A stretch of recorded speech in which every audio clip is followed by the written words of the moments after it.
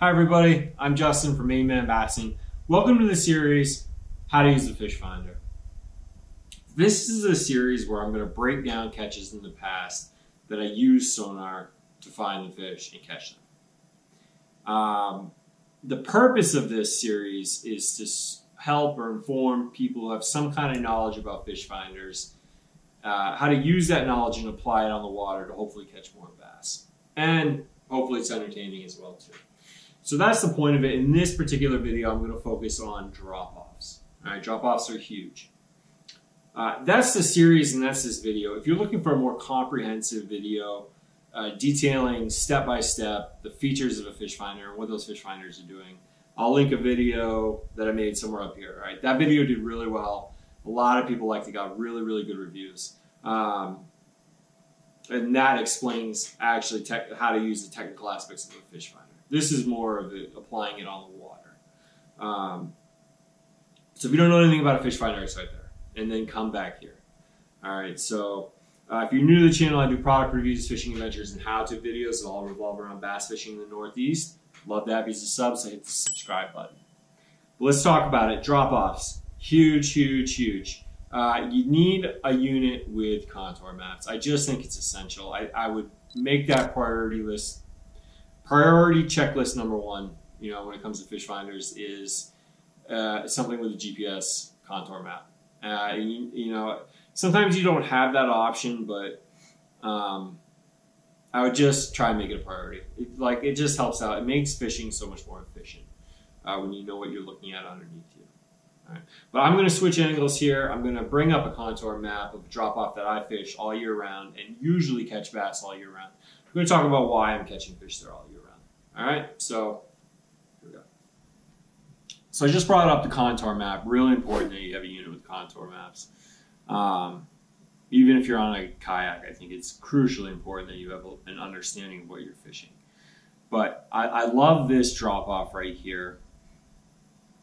I fish this drop-off every time I go to the lake, and I almost always catch bass there, whether it's smallmouth or largemouth. A couple things. All right, see if you see where the yellow sort of diagonal circle is, semicircle, I don't know what you call that, but those are weed lines. All right, there's big, thick, heavy weeds that run through that drop-off. Right, so you have vegetation, and then if you look at the little red circles, those are all points that fish can ambush on. Also, if you look at the main floor, which is, all right, so it goes from white to dark blue. Dark blue is the deepest, white's the shallowest. Sometimes I'll see bait fish. The bass will, corral those bait fish from that main floor, sort of up against that drop off. So it's just, just multiple interests, I guess, of why you want to fish this drop off. But the point I'm trying to make to you is that you want to look for these drop-offs and then get a better look and see what's under there. See if there's vegetation, if there's boulders, if there's points. You want to go a little bit, like when you're on your boat, you want to go a little bit on that main lake floor and see if the bass are keeping bait fish there, or if there are bait fish there. If you see bait fish there, then I would mark that drop off and I'd fish it off. Here's a screenshot of just one day I was fishing. Actually, I was reviewing the Lorenzo 2.5, but you can see on the top screens your 2D sonar, on the bottom screens your down scan. On the top screen you have like a little arc that's connected to the floor. Kind of hard to tell what that is, or if it's a plane or something, but if you look down at the down scan, you can see that there's separation from the ground and that little grain of rice, that little ball. Right, and that confirms that that's a fish, most likely bass. Couple things here I just want to point out is one that it's on the top of that drop off, the drop off comes up, it's on the top of the incline, right? Sometimes you find them on the bottom, sometimes you find them right on the middle of the incline, and sometimes you find them on the top, sometimes you find them suspended. So those are the areas you're going to want to look for the bass, and that's what it'll look like. It's a great image. That's why I'm bringing it up. So in the background, you can see me catching the bass. But more importantly than finding the bass is I look for a drop off that fish love. Because they don't have to travel far to go up and get food, I think is the main. I think that's probably the main reason. But also within that drop off is vegetation and points, ambush points for bass. And then you have the main lake floor, which can have bait fish cruising along, or the bass can corral and keep the bait fish pinned up against that drop off. All right, so there's just several good reasons why that drop off works really well. So you want to start looking for drop offs. You want to use your fish finder to start looking for drop offs.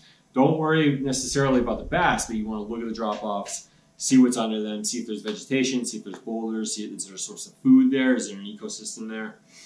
Okay, that's what you want to use your fish finder for, and that's how you're going to catch more bass. It's not really about finding the bass. It is a little bit, but you can use your fish finder for a lot more than just looking for bass. All right. And then I'm gonna, in the background here, you see me catching another smallmouth here. It's the same spot. I just wanted to put 2 fish in. I didn't have a screenshot